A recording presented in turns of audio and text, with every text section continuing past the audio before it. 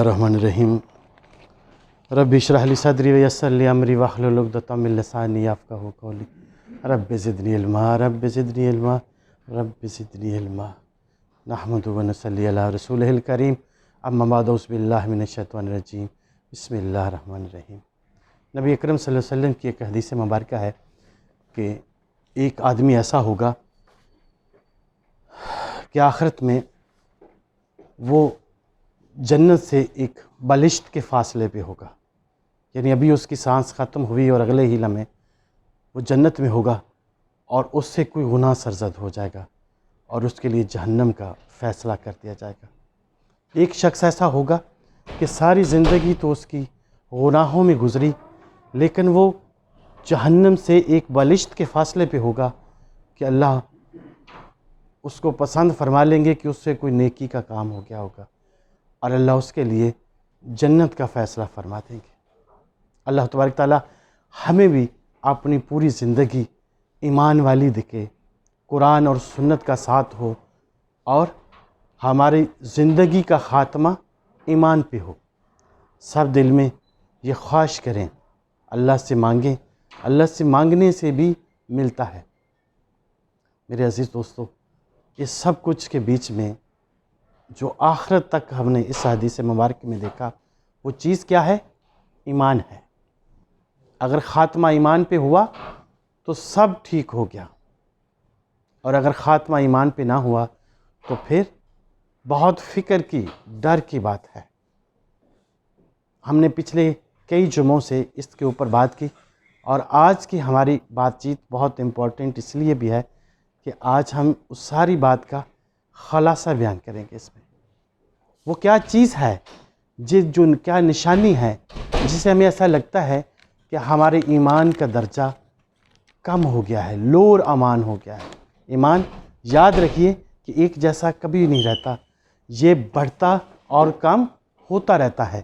ایمان کے کم ہونے کی کیا نشانیاں ہیں کہ جب انسان غصہ کرتا ہے تو اس کو اللہ پہ ایمان نہیں ہوتا، وہ آپ فیصلے اپنے ہاتھ میں لیتا ہے، کہتا ہے ایسا ہونا تھا، ایسا کیوں ہوا، ایسا نہیں ہونا چاہیے، تو اس کو غصہ آتا ہے۔ تو یہ ایک نشانی ہے اس کے ایمان کے درجے کے کم ہونے کی۔ صبر و تحمل، جس کو ہم ٹالورنس لیول کہتے ہیں، وہ اس کا کم ہو جاتا ہے۔ صبر و تحمل بھی ایک ٹول ہے مومن کا، کہ جب اس کو کوئی مشکل پیش آتی ہے تو وہ صبر و تحمل سے کام لیتا ہے۔ اللہ پہ بھروسہ نہیں رہتا، یقین نہیں رہتا، اس چیز کا ایمان اس کے دل سے جاتا رہتا ہے کہ اس دنیا میں ہر چیز کے ہونے اور نہ ہونے میں آخری فیصلہ میرے اللہ کا ہے۔ جب وہ چاہتا ہے تو دنیا جہان میں کوئی طاقت ایسی نہیں ہے کہ اس کام کو ہونے سے روکے، اور جب اللہ کسی کام کے نہ کرنے کا فیصلہ فرما لے تو دنیا مافیا میں کوئی طاقت ایسی بھی نہیں ہے کہ وہ کام کر سکے۔ اس چیز کا ہمیں اللہ پہ پورا بھروسہ ہونا چاہیے۔ انسان بے چینی اور بے سکونی کے عالم میں رہتا ہے۔ ہم نے پچھلے 3-4 جمعوں سے اس کے اوپر بات کی ہے۔ یہ نشانی ہے اس کے ایمان کے کم ہونے کی، لوور درجہ ایمان کی۔ ناپ تول میں کمی کرتا ہے۔ آج ہماری قوم میں بھی یہ بیماری ہے۔ ہم نے بہت ساری ویڈیوز دیکھی ہیں، فروٹ دینے والا، سبزی دینے والا کس طرح سے چتما دیتا ہے اپنے گاہک کو اور کم تولتا ہے۔ کبھی باٹوں کے اندر چکر دیتا ہے، کبھی وہی سبزی باٹ والی سائڈ پہ رکھ کے انسان کو گھماتا ہے، لیکن اس کو نہیں گھماتا، وہ خود کو گھماتا ہے۔ کیا حشر ہوگا اس کا جب اللہ کے حضور ایک طرف نبی اکرم صلی اللہ علیہ وسلم کا سامنا ہوگا، ایک 1 by 1 اللہ کا سامنا ہوگا۔ ساری مخلوق روز حشر اللہ کے حشر کے میدان میں قیامت کے دن اس کو دیکھ رہی ہوگی۔ یہ مووی اس کی چلا دی جائے گی اس وقت۔ اللہ کے لیے کچھ مشکل نہیں، اللہ جو چاہتا ہے وہ کن کے فاصلے پہ ہوتا ہے۔ یوں بزرگ فرماتے ہیں کہ کن کا کاف اور نون نہیں ملتا تو اللہ کے حکم کی تکمیل ہو جاتی ہے۔ تو اللہ اس دن اس کی وہ کام تولنے والی جب مووی چلائیں گے، سارا جہان ان کو دیکھ رہا ہوگا۔ جس نبی سے محبت کرتے رہے وہ وہاں ہوں گے، جس اللہ کا بندہ ہونے کا دعویٰ کرتے رہے وہاں ہوں گے۔ تو کیا حشر ہوگا اس کا اس دن۔ پھر اس کی نقصان کیا اس سے ہوتی ہے، اس کی ہارمنی، ہیلتھ اس سے افیکٹ ہوتی ہے۔ हैप्पीनेस जाती रहती। कभी ऐसा काम करने वाले को खुश देखा है किसी ने? और जब ये सब कुछ जाएगा तो फिर उसकी हेवन भी जाएगी। ऐसा नहीं होता कि दुनिया जहान के काम सारे उल्टे करो और तमन्ना जन्नत की करो। फिर क्या ऐसी चीज़ें हैं, क्या ऐसे टूल हैं हमारे पास कि हम ईमान को बढ़ाएं, मजबूत करें? अमान बढ़ने की, महफूज रहने की क्या तदाबीरें हैं? सबसे पहली बात यह है कि हम कुरान पाक को तर्जमे के साथ पढ़ें, उसकी तफसीर पढ़ें, उसका नाजरा पढ़ें। और ये मैं एक बात आज क्लियर कर दूं आपको कि ये बात बातों से समझ नहीं आनी। शुरू करके देखो, अपने घर में ज़रा थोड़ा सा वक्त अपना ऑर्गेनाइज़ करो ज़िंदगी को, टाइम पे उठो, नमाज पढ़ो, थोड़ा सा कुरान पाक पढ़ो, फिर वो तस्कीन का लेवल देखो अपना कि आपका डोप सेंटर किस लेवल की डोपामीन खारिज करता है, क्या सुकून, क्या तमन्ना आपकी पूरी होती है यार। लेकिन ये ऐसी अनटेंजिबल चीज़ है जिसको नापा तोला छुआ नहीं जा सकता, ये करने से ही होगा। दूसरी बात, मैंने खुद कल इसका जायज़ा लिया, बल्कि मैं कहता हूँ मैंने इसका मज़ा लिया कि अगर आप ईमान को बढ़ाना चाहते हो तो ईमान वालों की महफ़िल में बैठो। कल मैं किसी दोस्त के थ्रू कासम अली शाह साहब से मुझे मिलना था। मैं ऑफिस में बता के भी गया था कि मेरी 10 बजे उनसे अपॉइंटमेंट थी, तो वो पैक स्केड्यूल में ऑक्यूपाइड होते हैं। मुझे मुश्किल से 5-7 मिनट 10 मिनट मिले होंगे, बड़ी मुश्किल से। इवन दैट कि उन्होंने ऐसा प्लान किया हुआ है कि उनकी टेबल पे किसी को बैठ के चाय भी ना पीनी पड़े, वो भी वक्त का ज़िया ना हो। उन्होंने मुझे जाते ही पहले बड़े बेहतरीन तरीके से वेलकम किया, जगह बिठाया, मुझे फ्रेश सेब का जूस पिलाया। यानी वो वक्त जो मैंने वहाँ चाय पीने में लगाना था, जूस पीने में रहा था, वो उन्होंने वहीं पे मेरा ख़त्म कर दिया। और एग्जैक्ट 10 बजे के मेरा टाइम था, तो शायद चंद सेकंड भी ऊपर नीचे नहीं थे। मैं 4 मिनट पहले गया, मैं कोशिश करके गया, मैंने अपने 10 मिनट का मार्जिन रखा था, लेकिन ट्रैफिक के फ़्लो में मुझे 4 मिनट ही मिले। उस 4 मिनट में मैंने जूस पिया वहाँ बैठ के। तो एग्जैक्ट 10 बजे मुझे उन्होंने कासम अली शाह साहब के कमरे में एंटर किया। कासम अली शाह साहब ने बेहतरीन वेलकम किया मेरा, उठ के खड़े होके। अब मैं कोविड के इश्यूज़ की वजह से सलाम नहीं लेना चाह रहा था, मैंने भी उनको ऐसे सलाम किया, उन्होंने मुझे ऐसे सलाम किया, और बेहतरीन मुस्कुराते चेहरे के साथ। जब मैं बैठा, जो बात उन्होंने करनी थी वो की, कोई बात मैंने भी करनी थी मैंने की। मुझे ऐसा लगा कि कमाल का सुकून था उस 5-7-10 मिनट के अंदर। शायद मैं इतने काम की बातें 1 घंटे में भी समरी ना कर सकूं, जितनी 8 से 10 मिनट में उनके सवाल के भी जवाब दिए और जो बात मैंने करनी थी वो भी की। और ईमान की हालत का, सुकून का सही टेस्ट मुझे मिला वहाँ पे। उनके ऑफिस के अंदर माहौल, ऑफिस की सफाई, वेलकम, एक चमक थी, एक ख़ास किस्म की खुशबू थी वहाँ पे, जो मुझे लगता है कि ईमान की खुशबू थी। अगर कोई अपने ईमान को बूस्ट देना चाहता है तो ऐसे लोगों का इंतखाब करे, मिल जाते हैं। हम तो अपने अम्मा अब्बा के पास कभी नहीं बैठे, बड़े भाई के पास कभी नहीं बैठे, कभी चाचा ताया के पास कभी नहीं बैठे, वक्त ही नहीं है हमारे पास ना। एक गलत, एक ये मुहावरा ही गलत है, मेरे पास वक्त नहीं है। और बहुत सारे दानश्वरों से मैंने ये सुना है कि आप जिस चीज़ को कहते हैं ना है, वो होती है, और जिस चीज़ को गर्दानते हैं कि ये नहीं है, वो फिर नहीं होती। जब हम ये कहते हैं ना, सॉरी यार मेरे पास वक्त ही नहीं है, तो वक्त फिर नहीं होता। ये छोटे छोटे बच्चे भी अब कहने लगे हैं, जी सॉरी जी मेरे पास टाइम नहीं है। भाई टाइम कहाँ चला गया, टाइम इधर ही है। तो गोया अगर आपने ईमान को बूस्ट देना है, बढ़ाना है, तो ईमान वालों की महफिल में जाओ। महफिल, सोहबत डज मैटर। कि जिस तरह गाने वाला गाने वाले की महफिल में जाता है, नात ख़्वानी वाला नात ख़्वानी वाले की महफिल में जाता है, कुरान ख़्वानी वाला कुरान ख़्वानी वाले की महफिल में जाता है। इस तरह से जो जिसको महफिल पसंद है, उसका बूस्ट और उसका टेस्ट अगर चाहिए तो उस महफिल में लोग जाते हैं। अगर किसी को ईमान का बूस्ट चाहिए ایمان کو بڑھانا ہے تو اپنے آس پاس لوگ ایسے لوگوں کو ڈھونڈو جو ایمان والے ہوں. سب سے بہترین میں نے بتایا شروع تو کرو اپنے ماں باپ کے پاس بیٹھ کے سیکھنے سے، پھر میدان کھلا ہے آگے. تیسری چیز ہم نے بہت ڈسکس کی 3-4 دنوں میں، تفکر اور تدبر. بہت سارے لوگوں نے مجھے یہ بھی پوچھا یہ ہوتا کیا ہے؟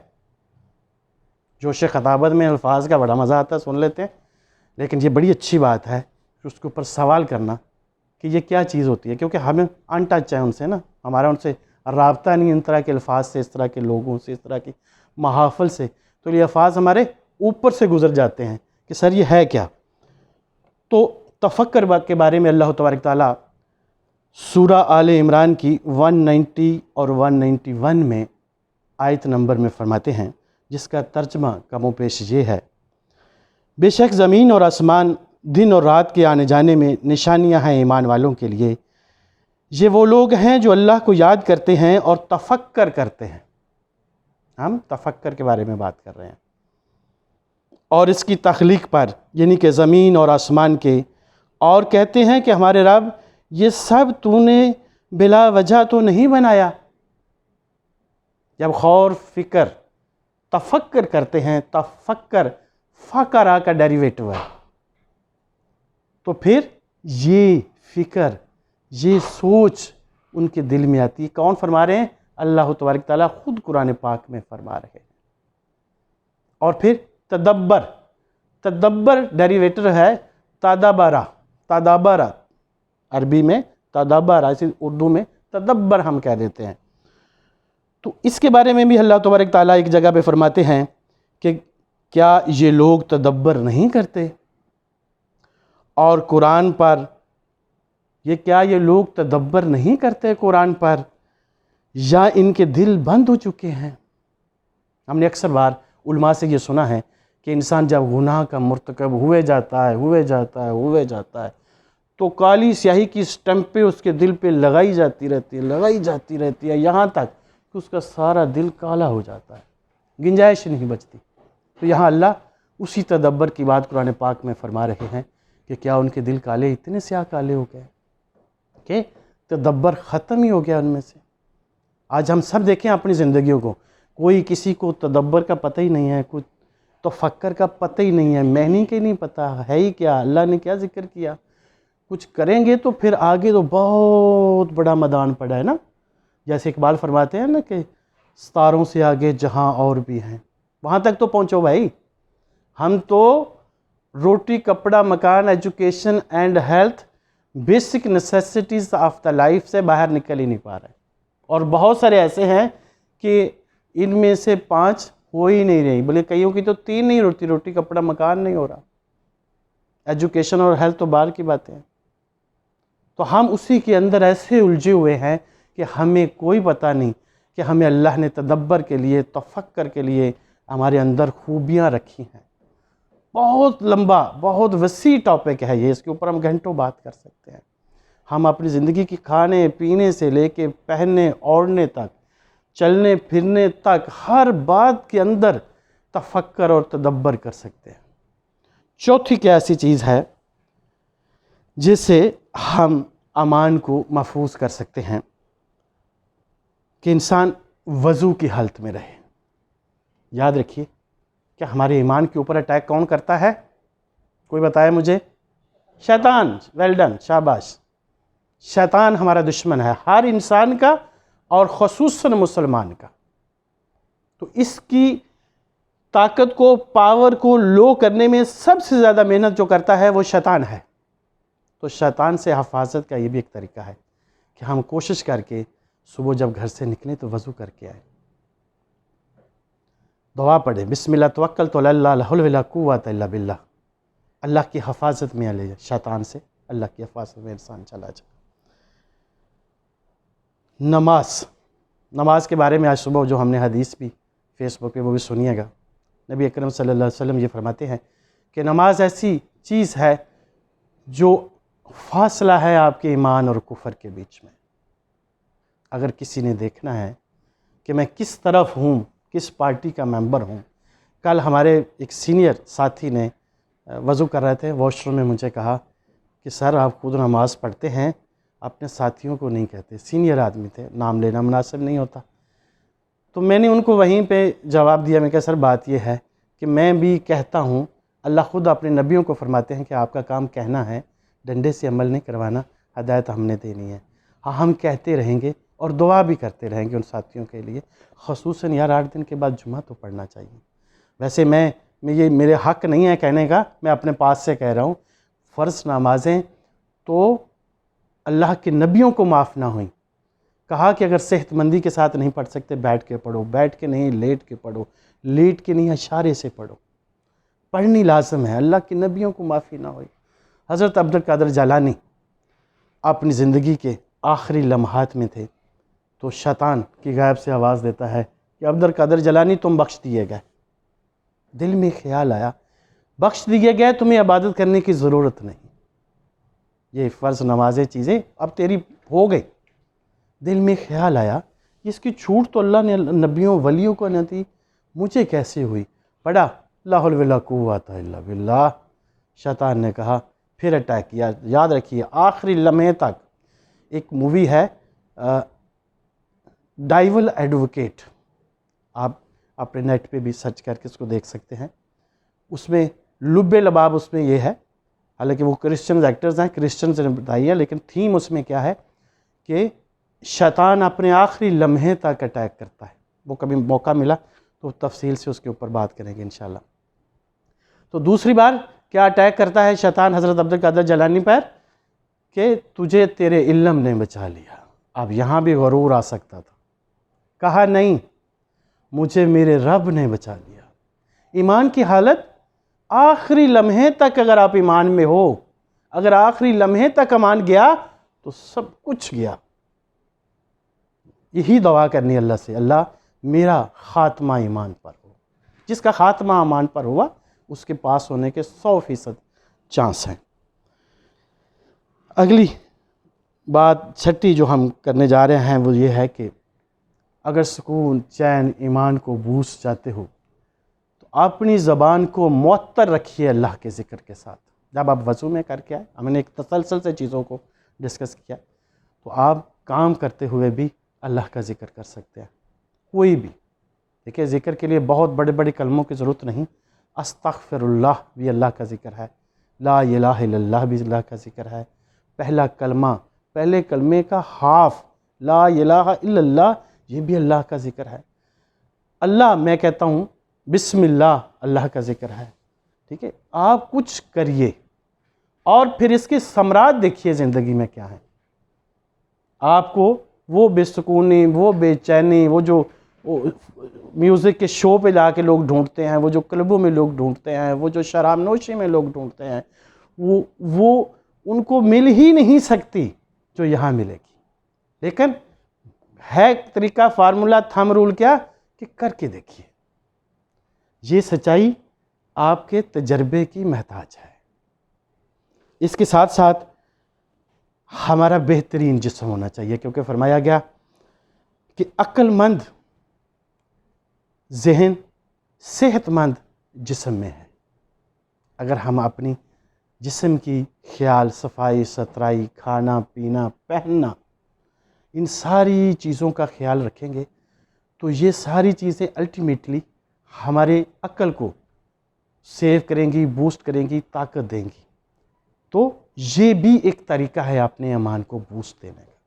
جب ہمارے دماغ میں خلل ہوتا ہے، بہت ساری تخریب کاریاں چل رہی ہوتی ہیں، تو پھر اس سے ایمان بوسٹ تو نہیں ہو سکتا. اللہ تبارک تعالیٰ جو کچھ ہم نے کہا، جو سنا، اس پہ ہمیں عمل کی توفیق عطا فرمائے. آمین ثم آمین.